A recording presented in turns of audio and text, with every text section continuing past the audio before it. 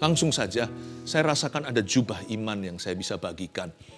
Tidak lama yang lalu saya bermimpi. Dalam mimpi saya melihat saya berada di dalam sebuah seperti drama di panggung drama gereja. Lalu saya pakai pakaian imam gitu, memerankan imamat. Tapi Tuhan berkata, ini bukan drama, ini memang peran sungguhan. Saya rasa sekalipun kita semua imamat rajani, saya mau dedikasikan saat teduh bersama hari ini untuk kita menjadi imam, berdoa bagi jemaat agar diluputkan, khususnya memasuki tahun depan, segala sesuatu yang tidak menentu. Saya rasakan ada jubah imam itu untuk mendoakanmu. Nah, kita doakan supaya Anda diluputkan, bisnis Anda diluputkan dari mara bahaya, keluarga, kesehatan Anda, rumah tangga, hubungan, pelayanan, everything. Saya percaya Anda yang hari ini mengikuti saat teduh secara live-nya maupun nanti yang menonton kemudian sudah dipilih oleh Tuhan untuk bisa mendengarkan. Catat ini sebagai judulnya Gunung Peluputan di tahun 2023. Dan jikalau ini nanti ditonton 2030, 2032, kalau Tuhan belum datang, selalu ini adalah janji untuk menjajakkan kaki di depan itu. Tahun berapapun, tidak akan ada bedanya, Tuhan kita selalu alive. Mari kita buka sama-sama 1 Samuel 23. 1 Samuel 23 ayat 14, lalu setelah itu dilanjut 19 sampai 28. 1 Samuel 23 ayat 14, Daud di padang gurun Zif. Bunyinya, maka Daud tinggal di padang gurun di tempat-tempat perlindungan. Ia tinggal di pegunungan, di padang gurun Zif. Dan selama waktu itu Saul mencari dia, tetapi Allah tidak menyerahkan dia ke dalam tangannya. Tetapi beberapa orang Zif pergi menghadap Saul di Gibea dan berkata, Daud menyembunyikan diri dari dekat kami, di kubu-kubu gunung dekat Koresa, di bukit Hakila, di sebelah selatan padang belantara. Oleh sebab itu, jika tuanku raja berkenan datang, silahkanlah datang, tanggungan kamilah untuk menyerahkan dia ke dalam tangan raja. Berhenti sampai ayat 20 dulu. Saya jelaskan, Daud ini masih status buronan hari ini sekalipun dia tidak salah apa-apa di hadapan Allah. Yang mengejar dia adalah tentunya Raja Saul yang iri hati. Tapi Daud itu banyak musuh, bukan karena dia orang yang jahat. Banyak orang memusuhi dia justru karena urapan yang ada dalam hidupnya. Tahukah Anda, hidup itu peperangan rohani. Musuh Daud satu yaitu Saul. Tetapi yang menjilat Saul banyak. Karena itu tidak sedikit di antara mereka yang mau menyerahkan Daud, kepalanya dan kepala anak buahnya ke dalam tangan raja yang sedang kesurupan itu. Dengan tujuan untuk dapat imbalan. Supaya dapat perkenanan, bagaimanapun juga Daud kan belum menjadi raja. Meskipun dia sudah diurapi oleh Samuel, tetap status quo rajanya adalah Saul. Dia yang pegang pucuk pimpinan kuasa, Israel number one. Kita lihat ya, Daud ini sebenarnya berjalan di atas air. Dia itu senantiasa dalam bahaya karena dia nggak pernah tahu musuh dalam selimut, siapa lawan, siapa kawan. Tapi karena dia bersandar sama Tuhan, justru di masa-masa seperti itu, Daud hanya punya satu sandaran, karena hanya satu yang bisa dia percaya. Bahkan orang-orang yang bersama dengan Daud pun, meskipun Daud mempercayai mereka, mereka juga manusia biasa. Ada cerita nanti pada waktu mereka berada di Siklak, Daud itu mau dirajam sama orang-orangnya sendiri karena mereka semuanya pahit hati sebab istri dan anak-anaknya diculik oleh musuh. Tapi Daud di masa-masa seperti inilah pembentukan imannya. Dia belajar untuk bergantung pada Tuhan sepenuhnya, bukan sebagian. Dan ini adalah cikal bakal dia diluputkan dalam segala perkara karena hatinya melekat pada Tuhan. Referensi Mazmur 91 nggak usah dibuka. Karena hatinya melekat padaku, aku luputkan dia. Tapi hari ini saya mau Anda langsung meninjau lokasi tempat peluputan sesungguhnya terjadi. Maka Daud tinggal di padang gurun di tempat-tempat perlindungan. Dia berlindung dari musuh, bukan hanya Saul seorang diri. Musuh entah siapa dia nggak tahu. Seperti tahun depan juga atau jalan di depan kita itu setidak pasti itu. Kita nggak tahu adakah booby trap, adakah ranjau-ranjau yang tertutup rapat di bawah tanah? Adakah jebakan-jebakan jikalau kita burung? Kita nggak tahu yang mana itu adalah jebakan. Jebakan atau perangkap. Daud, dia itu di padang gurun di tempat-tempat perlindungan. Ia tinggal di pegunungan, di padang gurun Zif. Memang dia suka sekali tempat yang merupakan dataran tinggi, karena di situ dia lebih kelihatan musuh. Tapi sebenarnya perlindungan Daud, kenapa dia aman, bukan karena dia di pegunungan. Sebenarnya ada gunung batu yang gak kelihatan. Itulah gunung sesungguhnya. Gunung-gunung ini hanyalah tempat persembunyian sementara. Jangan pernah kita itu menjadikan uang tempat perlindungan kita. Status koneksi kita kenal siapa, kepandaian kita, pengalaman apalagi. Aduh, pengalaman itu adalah guru yang sangat-sangat miskin. Tuhanlah guru yang sangat luar biasa. Pengalaman kita bisa menyesatkan. Pengalaman juga bisa menipu. Pengalaman yang membuat beberapa orang jadi terlalu percaya diri. Karena dari dulu dia selalu lolos. Dari dulu dia selalu menang. Dari dulu selalu berhasil. Pengalaman juga bisa menjadi trauma. Dan trauma itu bukan kebenaran. Aku selalu mencoba cara ini, selalu gagal. Tapi Tuhan katakan kepada murid-muridnya, semalam-malaman kamu cari ikan gak dapat. Tebarkan sekali lagi di sebelah kanan. Maka apa yang terjadi? Mereka mendapatkan penangkapan atau mujizat penangkapan ikan. Jangan jadikan pengalaman patokan. Tetap jadikan Tuhan gunung batumu yang gak kelihatan. Ia tinggal di pegunungan di padang gurun Zif, dan selama waktu itu Saul mencari dia, tetapi Allah tidak menyerahkan dia ke dalam tangannya. Inilah rahasia sesungguhnya. Jika Allah di pihak kita, siapakah lawan kita? Kalau Tuhan memihak pada kita, siapa yang berani menggugat kita? Inilah rahasianya. Kapan Daud intim sama Tuhan? Bukan waktu nanti dia berhasil jalan di atas sotoh, lihat Batsheba. Itu dia lupa diri. Justru ketika kita susah atau segala sesuatu tidak menentu, itu perfect timing, waktu yang bagus untuk kita kenal Kristus. Perkokoh fondasi percayamu pada Tuhan.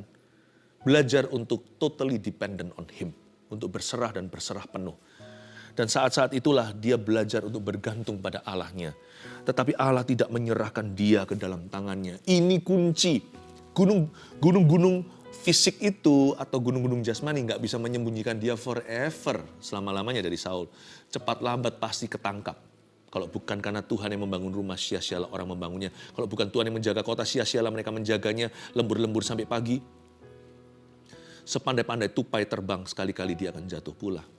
Gak mungkin dia bisa selama-lamanya. Saul itu yang punya negeri, di sweeping ya pasti kena lah. Apalagi kalau ada banyak pengkhianatnya, ayat 19. Tetapi beberapa orang Zif pergi menghadap Saul di Gibea dan berkata, ini orang-orang Zif menurut saya kurang mulia. Karena mereka itu pernah mengalami pertolongan Daud. Daud memberikan pertolongan cuma-cuma, sedangkan Daud sendiri dalam bahaya, bisa menolong mereka yang dalam bahaya pula. Seperti orang-orang Kehila di ayat-ayat sebelumnya. Tapi mereka bukannya berterima kasih hati, malah justru dikasih hati di depan, malah justru mereka tusuk di belakang. Ini namanya orang yang diberikan kasih, memberikan belangah. Diberi susu, gantinya begitu. Beberapa orang Zif berkata menghadap Saul di Gibea dan berkata, Daud gak tahu loh pembicaraan ini. Daud gak maha tahu soalnya. Orang-orang Zif ternyata mau menyerahkan dan menjual Daud. Daud menyembunyikan diri dekat kami di kubu-kubu gunung dekat Koresa, di bukit Hakila, di sebelah selatan padang belantara. Waduh, kalau bukan karena Tuhan di hidup Daud ya, Daud itu sudah pasti dimangsa mentah-mentah. Karena kita manusia itu hanya bisa menilai tampak depan. Kita nggak pernah tahu siapa kawan, siapa lawan. Justru ketika kita sudah percaya sama seseorang, bisa jadi setan menghinggapi lalu orang itu mengkhianati. Tapi Daud itu pegang teguh pada Tuhan. Engkau gembala yang baik. Di tempat-tempat seperti inilah, di gunung batu belantara, di padang pasir, Daud menggubah lagu salah satunya tentang gembala yang baik. Di sini Daud hampir saja nyaris kena tipuan. Ayat 20. Oleh sebab itu, jika Tuanku Raja berkenan, silakan datang, tanggungan kamilah untuk menyerahkan dia ke dalam tangan Raja. Ayat 21. Berkatalah Saul, diberkatilah kiranya kamu oleh Tuhan, karena kamu menunjukkan sayangmu kepadaku. Wah, Saul langsung puji mereka. Wah, kamu loyal ya. Saul gak tahu kalau mereka itu punya maksud. Mereka sebenarnya melakukan ini bukan karena sayang Saul atau benci Daud.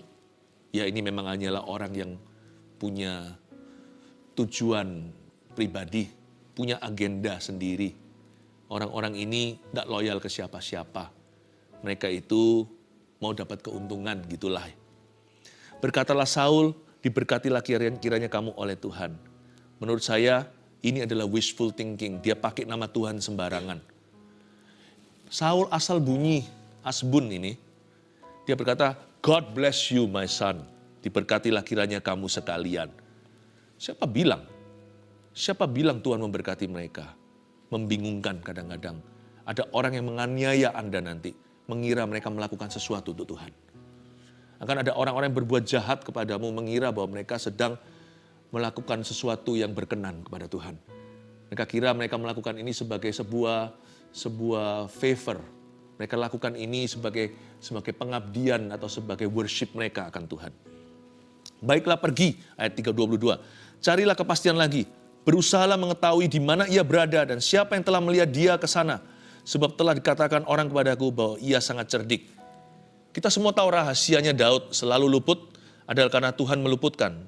Tapi bagi Saul, seorang yang sudah hatinya menjadi sekuler, Saul tidak memberikan kemuliaan kepada Tuhan. Saul berkata selama ini dia bisa luput karena dia licin. Karena dia itu cerdik.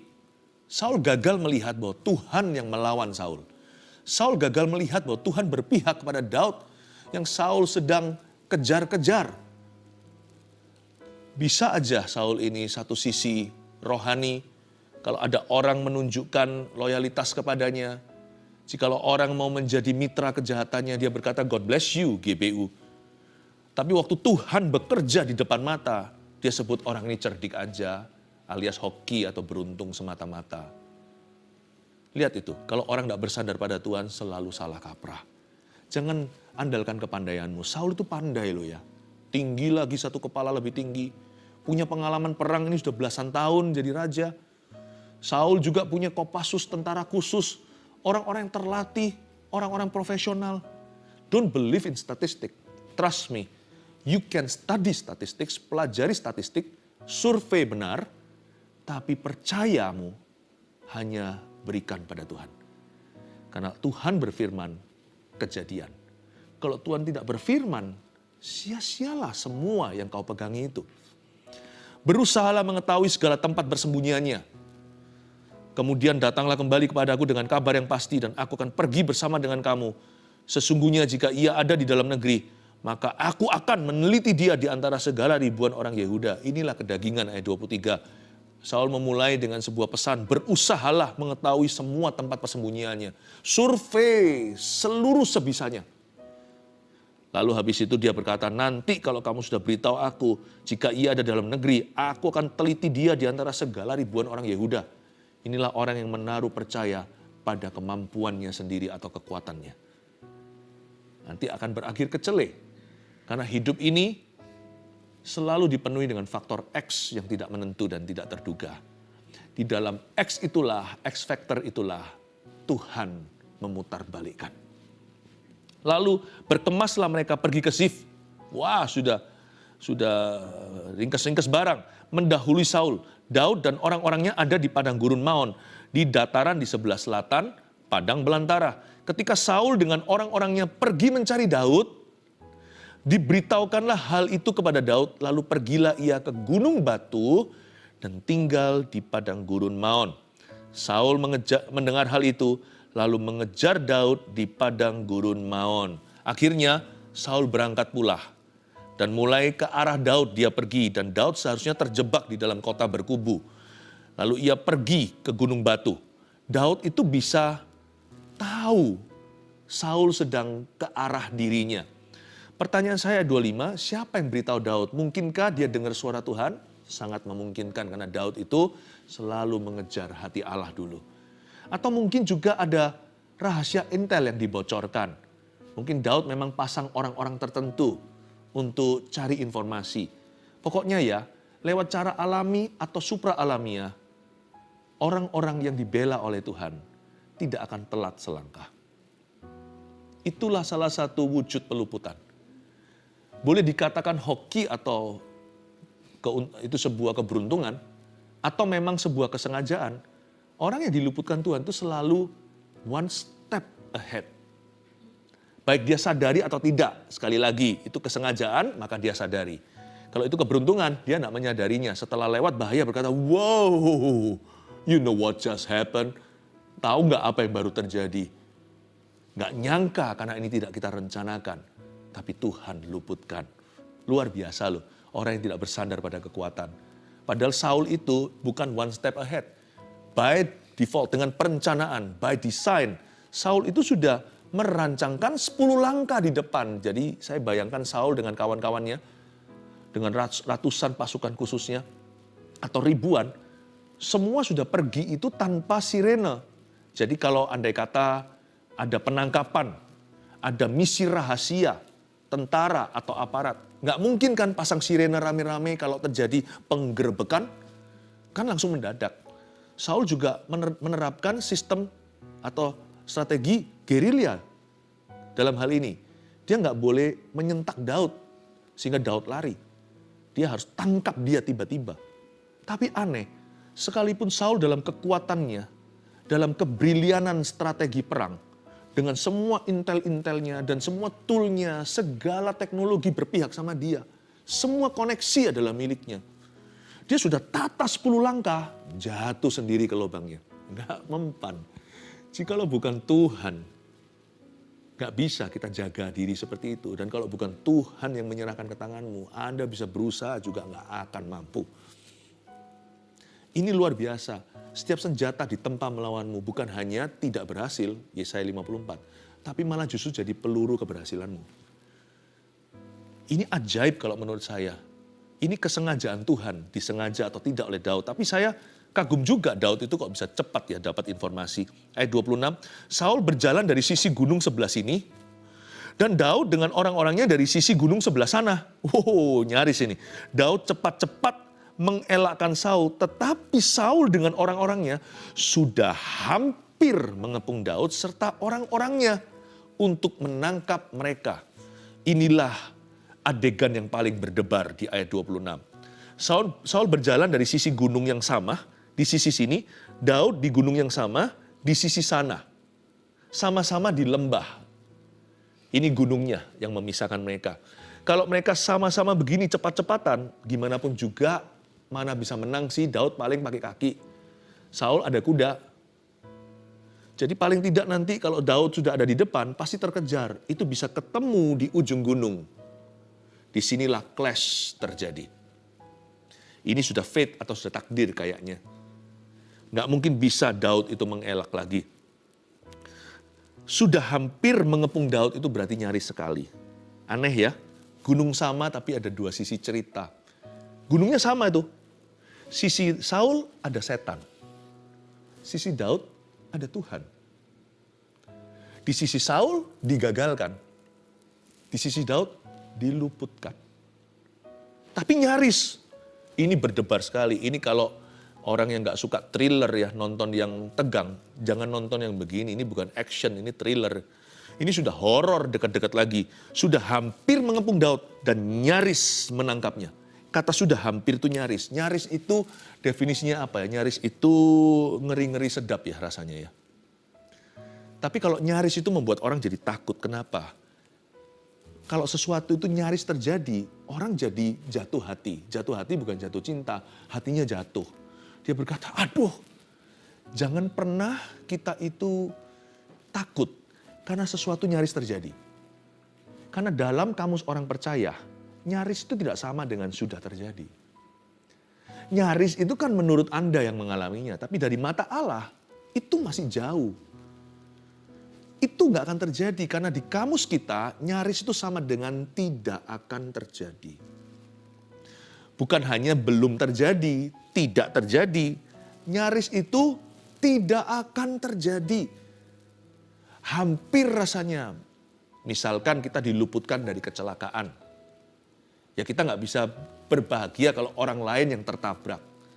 Contohnya kalau tadi saya tidak terlambat karena salah rute, apalagi di area itu ada penembakan. Saya sudah sampai di situ, persis di lokasi yang saya mau tuju. Ya tempat itu terjadi penembakan, itu bisa saja aku atau orang yang aku cintai. Kita nggak bisa bahagia karena ada orang lain tertembak di sana. Saya pernah alami itu dengan keluarga saya waktu ada di luar negeri waktu itu. Kok bisa sudah pakai ini loh pakai satelit untuk mengarahkan, saya bisa salah jalan. Tapi gara-gara itu tempat yang kami tuju itulah ada penembakan waktu itu. Nah kalau kita tiba 10 menit sebelumnya, kita ada di sana. Tapi saya nggak bisa bahagia karena orang lain tertembak. Tapi kami diluputkan. Satu sisi saya bersyukur, satu sisi saya sedih. Meskipun saya tidak mengenal siapa yang ditembak, tapi kami sedih pula. Tapi bersyukur, anak-anak nggak apa-apa. Bisa saja kita deg-deg di hati, deg-degan nih, nyaris itu. Bukan nyaris, itu jauh. Karena ada tangan Tuhan seperti gunung menghalangi itu, nggak terjadi atasmu. Nyaris jangan membuatmu takut atau trauma lain kali. Nyaris itu sebagai kesaksian iman bahwa ada gunung yang memisahkan dan gunung itu kelihatan seperti gunung padahal itu tangan Tuhan. Nyaris itu ngeri-ngeri sedap. Kayak ngeri sekali tapi sebenarnya ada keindahan di sana, ternyata nggak terjadi juga. Inilah berkat bagi orang-orang yang berseru kepada Tuhan. Yeremia 33, berserulah kepadaku, ayat 3, maka kamu akan kuberitahukan hal-hal yang belum kamu tahu, perkara-perkara besar. Salah satunya adalah peluputan dari Tuhan. Saya berdoa tahun depan itu yang akan Anda alami. Dikit lagi, ayat 22, ketika seorang suruhan datang kepada Saul dengan pesan, nah ini alasan kenapa Saul kok nggak jadi bunuh Daud. Ketika seorang suruhan datang kepada Saul dengan pesan, segeralah undur, sebab orang Filistin telah menyerbu negeri. Kok bisa pas on the dot, persis top notch. Kok bisa langsung di detik itu ada pesan telegram masuk gitu ceritanya. Raja Saul balik, Filistin sudah di gerbang. Hampir itu ketemu, udah di ujung tanduk, nggak jadi. Ini kalau ketemu berabe itu, kalau ketemu parah, kenapa? Daud serba salah, maju kena, mundur kena. Maksudnya, kalau dia tidak melawan, dia terbunuh. Sedangkan dia innocent, kita tahu. Tapi kalau dia angkat senjata, dia pasti menang. Karena Daud diurapi. Saul sudah basi urapannya.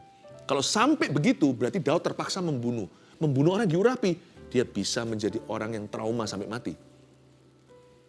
Jadi itu skenario yang buruk sekali. Untungnya ada faktor T, bukan faktor X.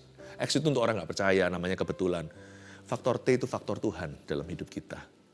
Tuhan kita itu ajaib. Perhitungkan faktor T itu dalam hidupmu. Itulah peluputanmu, faktor Tuhan Yesus. Nah, ini yang nggak bisa dirumus. Langsung diberitahu orang Filistin menyerbu negeri, maka berhentilah Saul mengejar Daud dan pergi menghadapi orang Filistin itu. Itulah sebabnya orang menyebut tempat itu Gunung Batu Keluputan. Saya sambung aja daripada 3 kata, jadi judul kita Gunung Batu Keluputan jadi Gunung Peluputan. Ada 3 hal sebagai summary atau sebagai rangkuman yang kita pelajari dari ayat-ayat ini. Gunung Peluputan di tahun 2023, catat baik-baik agar Anda klaim ini waktu berjalan tahun depan. Ini kan sudah menjelang akhir tahun.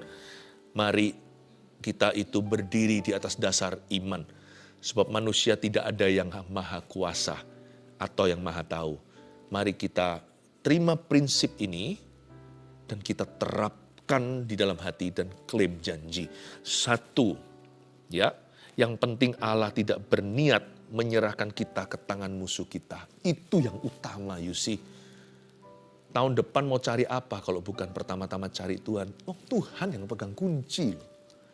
Manusia itu hanya bisa gagah maksimal itu di hari ini.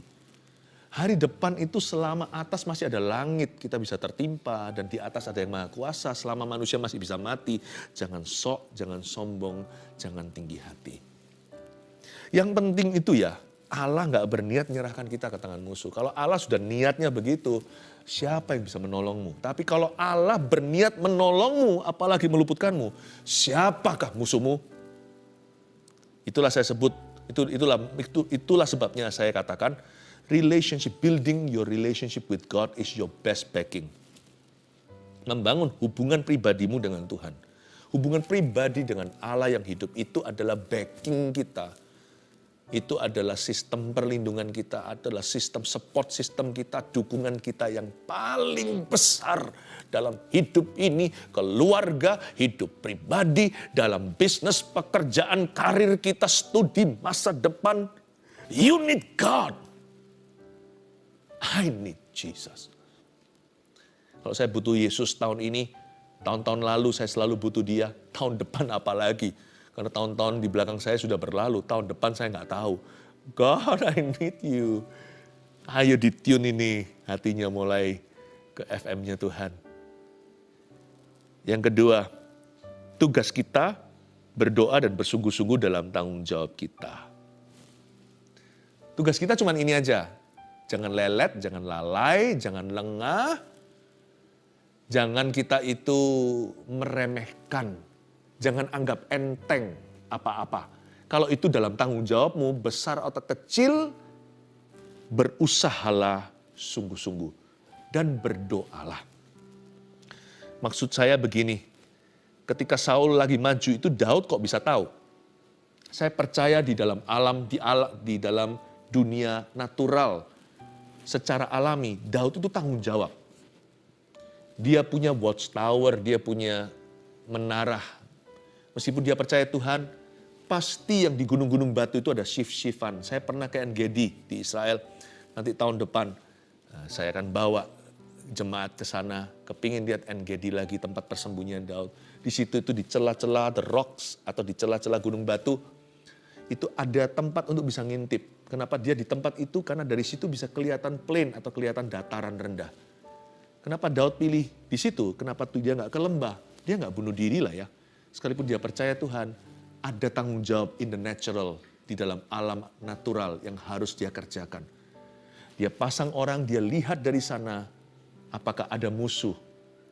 Dari sini kita tahu bahwa Tuhan tidak melakukan semuanya untuk kita. Tuhan sisakan sebagian kecil namanya ketaatan. Tuhan sisakan saham yang minim itu namanya tanggung jawab kita 100%. Muliakan Tuhan dengan tanggung jawabmu. Saya yakin Daud ada pasang intel-intel. Karena dia memang di dalam dunia militer. Dia pasang semuanya, dia gather information. Dia mengumpulkan informasi seperlunya. Lalu dia kelola informasi yang dia terima. Dia buat keputusan. Dalam membuat keputusan pun dia dengar-dengaran loh. Dia suruh Abiatar, imam itu datang dengan efodnya, dengan baju imam untuk cari kehendak Tuhan. Gua mundur atau gua maju? Saya biarkan atau saya lawan? Waktu dia tolong orang Kehila, dia juga tanya Tuhan, apakah seharusnya aku maju melawan Filistin itu, akankah kau serahkan mereka kepadaku? Di sini Daud imbang antara apa yang supra alami dan apa yang alami.